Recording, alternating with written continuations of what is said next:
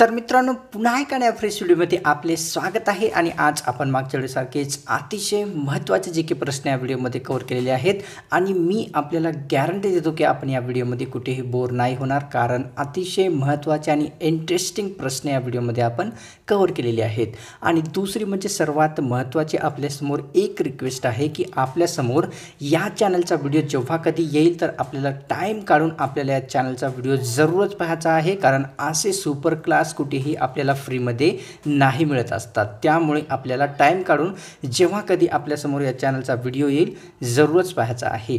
व्हिडिओला एक लाईक करा, चॅनलवर नवीन असाल तर सबस्क्राइब करा। चला व्हिडिओला सुरुवात करूया आणि सर्वात पहिला जो प्रश्न मित्रांनो आपल्यासमोर आहे तो प्रश्न या ठिकाणी पाहूया। राज्यघटनेच्या कोणत्या कलमामध्ये लोकसभेच्या सभापतीची संख्या निर्धारित करण्यात आलेली आहे ते सांगायचं आहे। राज्यघटनेच्या कोणत्या कलमामध्ये लोकसभेच्या सभापतीची संख्या निर्धारित करण्यात आली आहे? ऑप्शन क्रमांक 1 योग्य राहील मित्रांनो। कलम 81 मध्ये लोकसभेच्या सभापतीची संख्या ही निर्धारित करण्यात आलेली आहे। पुढचा प्रश्न या ठिकाणी, मतदार निर्धारक आयोगाची स्थापना खालीलपैकी कोणत्या वर्षी करण्यात आली होती? मतदार निर्धारक आयोगाची स्थापना खालीलपैकी कोणत्या वर्षी झाली होती? ऑप्शन क्रमांक 2 योग्य राहील मित्रांनो। 1972 या वर्षी भारतामध्ये मतदार निर्धारक आयोगाची स्थापना झालेली आहे। पुढचा प्रश्न, लोकसभेचा सभापती बनण्यासाठी वयोमर्यादा खालीलपैकी किती असावी लागते ते सांगायचं आहे। लोकसभेचा सभापती बनण्यासाठी वयोमर्यादा काय ठेवण्यात आली आहे? ऑप्शन क्रमांक 2 योग्य राहील मित्रांनो। लोकसभेचा सभापती बनण्यासाठी किमान 25 वयाची वयोमर्यादा ठेवण्यात आलेली आहे। तर पुढचा प्रश्न, लोकसभेच्या कार्यकालापूर्वी त्याला विसर्जित करण्याचा अधिकार खालीलपैकी कोणाला देण्यात आलेला आहे? लोकसभेचा कार्यकाल होण्यापूर्वी त्याला विसर्जित करण्याचा अधिकार खालीलपैकी कोणाकडे असतो? ऑप्शन क्रमांक 1 योग्य राहील मित्रांनो। भारताच्या राष्ट्रपती यांच्याकडे लोकसभेचा कार्यकाल पूर्ण होण्याआधी त्याला विसर्जित करण्याचा अधिकार देण्यात आलेला आहे। पुढचा प्रश्न, आणीबाणीच्या काळात संसद कायदा करून लोकसभेचा कार्यकाल किती वाढवू शकते ते सांगायचं आहे। आणीबाणीच्या काळामध्ये संसद कायदा करून लोकसभेचा कार्यकाल किती वाढवू शकत असते? ऑप्शन क्रमांक 4 योग्य राहील मित्रांनो। आणीबाणीच्या काळामध्ये संसद कायदा करून लोकसभेचा कार्यकाल 1 वर्ष एवढा वाढवू शकते। पुढचा प्रश्न या ठिकाणी आपल्यासमोर असा आहे, खालीलपैकी कोणाला संसदेच्या सभागृहाचे वाटेल तेव्हा अधिवेशन बोलावण्याचा अधिकार देण्यात आलेला आहे ते सांगायचं आहे। खालीलपैकी कोणत्या व्यक्तीला संसदेच्या दोन्ही सभागृहाचे वाटेल तेव्हा अधिवेशन बोलावण्याचा अधिकार आहे? ऑप्शन क्रमांक 1 योग्य राहील मित्रांनो। राष्ट्रपती, भारताचा राष्ट्रपती यांच्याकडे संसदेच्या सभागृहाचे वाटेल तेव्हा अधिवेशन बोलावण्याचा अधिकार देण्यात आलेला आहे। पुढचा प्रश्न, घटनेतील कोणत्या कलमानुसार राष्ट्रपतीला अधिवेशन बोलावण्याचा अधिकार दिला आहे? राज्यघटनेतील कोणत्या कलमानुसार राष्ट्रपतीला अधिवेशन बोलवण्याचा अधिकार बहाल झालेला आहे किंवा देण्यात आलेला आहे? ऑप्शन क्रमांक 3 योग्य राहील मित्रांनो। कलम 85 नुसार, घटनेतील कलम 85 नुसार राष्ट्रपतीला अधिवेशन बोलवण्याचा अधिकार दिलेला आहे।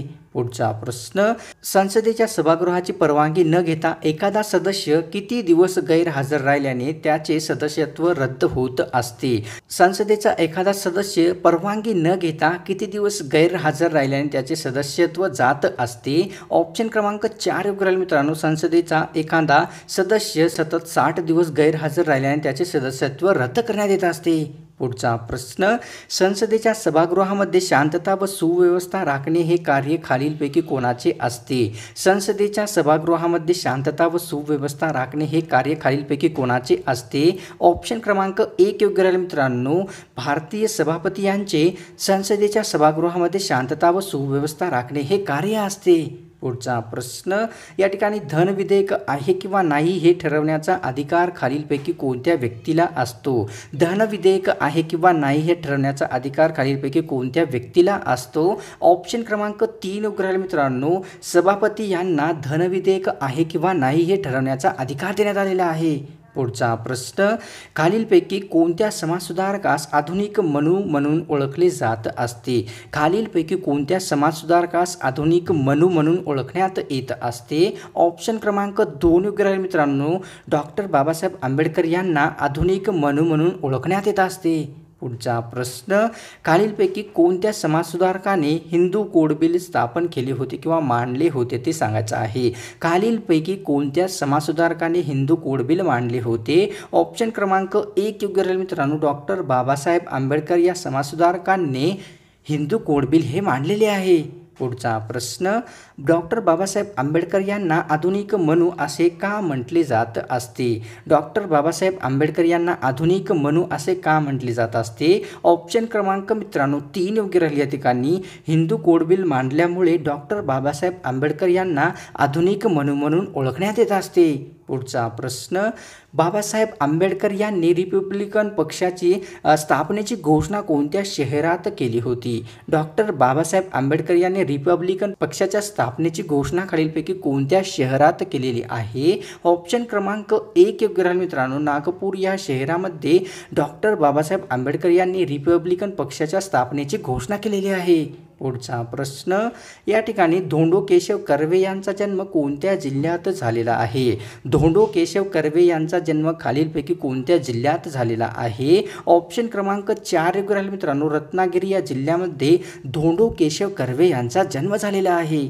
पुढचा प्रश्न, धोंडो केशव कर्वे यांना महर्षी ही पदवी खालीलपैकी कोणी दिली होती. धोंडो केशव कर्वे यांना महर्षी ही पदवी खालीलपैकी कोणी दिली होती. ऑप्शन क्रमांक 1 योग्य राहील मित्रांनो. धोंडो केशव कर्वे यांना महर्षी ही पदवी जनतेने दिलेली आहे. पुढचा प्रश्न, धोंडो केशव कर्वे यांनी अनाथ बालिकाश्रमची स्थापना केव्हा केली ते सांगायचे आहे.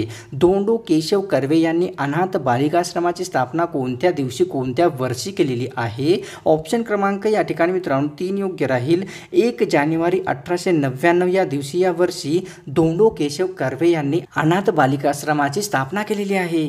पुढचा प्रश्न, धोंडो केशव कर्वे यांनी बल मनोहर मंदिर महाराष्ट्राच्या कोणत्या जिल्ह्यात उभारले होते ते सांगायचं आहे. धोंडो केशव कर्वे यांनी बल मनोहर मंदिर महाराष्ट्राच्या कोणत्या जिल्ह्यामध्ये उभारले होते. ऑप्शन क्रमांक 1 योग्य राहील मित्रांनो. सातारा या जिल्ह्यामध्ये धोंडो केशव कर्वे यांनी बल मनोहर हे मंदिर उभारलेले आहे. पुढचा प्रश्न, सर रिचर्ड यांच्या अध्यक्षतेखाली दुष्काळ समिती कोणी नेमली होती ते सांगायचं आहे. सर रिचर्ड यांच्या अध्यक्षतेखाली दुष्काळ समिती खालीलपैकी कोणी नेमली गेली होती कोणी नेमली होती. ऑप्शन क्रमांक 2 योग्य राहील मित्रांनो. लॉर्ड लिटन या गव्हर्नर जनरलने सर रिचर्ड यांच्या अध्यक्षतेखाली दुष्काळ समिती ही नेमलेली आहे. पुढचा प्रश्न, लॉर्ड लिटन यांनी दिल्ली येथे दरबार भरून कोणाला केसर ए हिंद किताब दिला आहे ते सांगायचं आहे. लॉर्ड लिटन यांनी दिल्ली येथे दरबार भरून कोणाला केसर ए हिंद किताब दिलेला आहे. ऑप्शन क्रमांक 1 योग्य राहील. व्हिक्टोरिया राणी यांना लॉर्ड लिटन यांनी दिल्ली येथे दरबार भरून केसर ए हिंद किताब दिलेला आहे. पुढचा प्रश्न, व्हर्नॅक्युलर प्रेस ॲक्ट कायदा खालीलपैकी कोणी संमत केलेला आहे. व्हर्नॅक्युलर प्रेस ॲक्ट कायदा खालीलपैकी कोणत्या व्यक्तीने संमत केलेला आहे. ऑप्शन क्रमांक 2 योग्य राहील मित्रांनो. लॉर्ड लिटन या व्यक्तींनी व्हर्नॅक्युलर प्रेस ॲक्ट हा कायदा संमत केलेला आहे.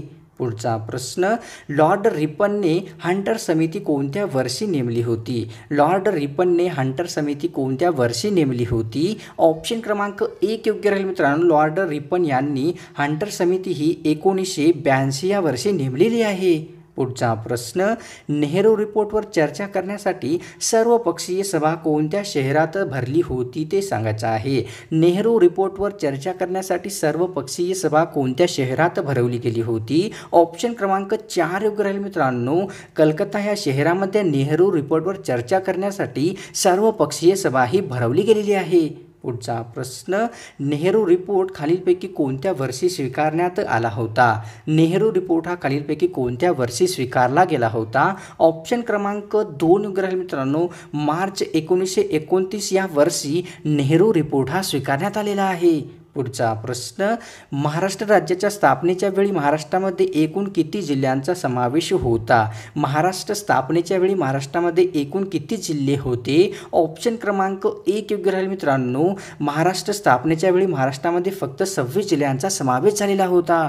पुढचा प्रश्न, महाराष्ट्र राज्याच्या स्थापनेच्या वेळी महाराष्ट्रात किती तालुके होते. महाराष्ट्र राज्य स्थापनेच्या वेळी महाराष्ट्रामध्ये एकूण किती तालुके उपस्थित होते. ऑप्शन क्रमांक 2 योग्य राहील मित्रांनो. या ठिकाणी महाराष्ट्र राज्याच्या स्थापनेच्या वेळी महाराष्ट्रामध्ये 235 एवढ्या जिल्ह्याचा समावेश झालेला होता.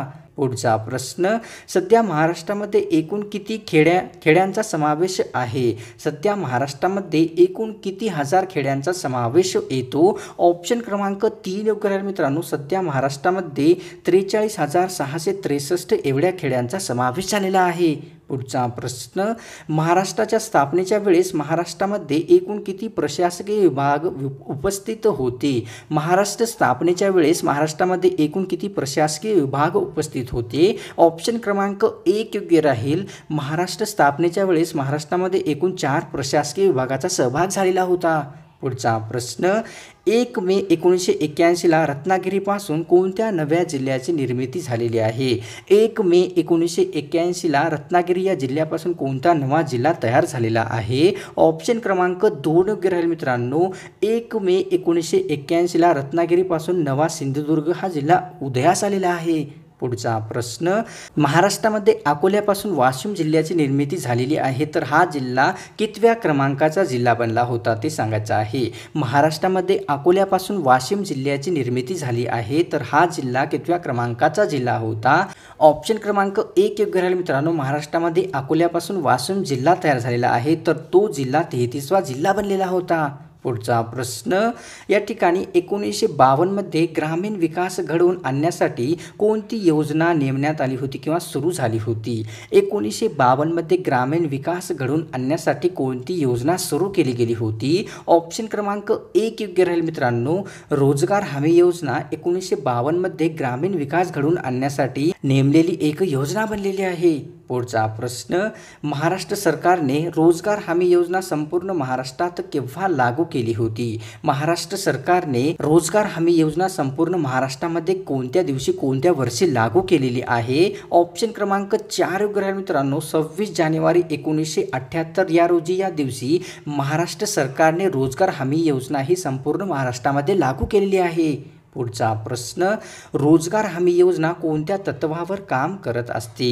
रोजगार हमी योजना ही खालीलपैकी कोणत्या तत्वावर काम करते? ऑप्शन क्रमांक मित्रांनो या ठिकाणी 2 योग्य राहील. मागेल त्याला काम या तत्वावर रोजगार हमी योजना ही काम करत असते. पुढचा प्रश्न, रोजगार हमी योजनेमध्ये किती किलोमीटरच्या आत कामे असतात ते सांगायचं आहे. रोजगार हमी योजनेमध्ये किती किलोमीटरच्या आत कामे असतात? ऑप्शन क्रमांक 1 योग्य राहील मित्रांनो. रोजगार हमी योजनेमध्ये 8 किलोमीटरच्या आतमध्ये कामे दिलेली असतात.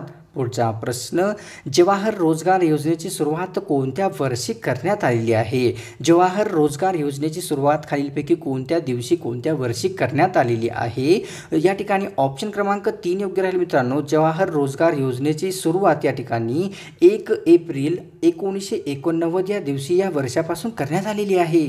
पुढचा प्रश्न, जवाहर रोजगार योजनेमध्ये किती टक्के खर्च कोणते सरकार देत असते ते सांगायचं आहे. जवाहर रोजगार योजनेमध्ये किती टक्के खर्च कोणते सरकार देत असते? ऑप्शन क्रमांक 1 योग्य राहील मित्रांनो. या ठिकाणी जवाहर रोजगार योजनेमध्ये 80% केंद्र सरकार तर 20% राज्य सरकार एवढा खर्च करत असते. पुढचा प्रश्न, जवाहर रोजगार योजना किती दिवसाचा रोजगार देण्याची हमी देत असते? जवाहर रोजगार योजना ही किती दिवसाचा रोजगार देण्याची हमी देत असते? ऑप्शन क्रमांक 2 योग्य राहील मित्रांनो. जवाहर रोजगार योजना ही एकूण 100 दिवसाचे रोजगार देण्याची हमी देत असते.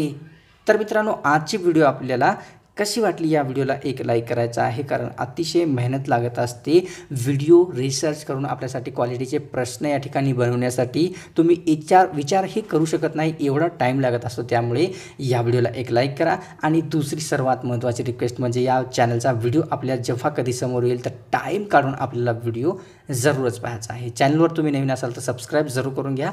तर मिळतो एका नव्या फ्रेश व्हिडिओमध्ये.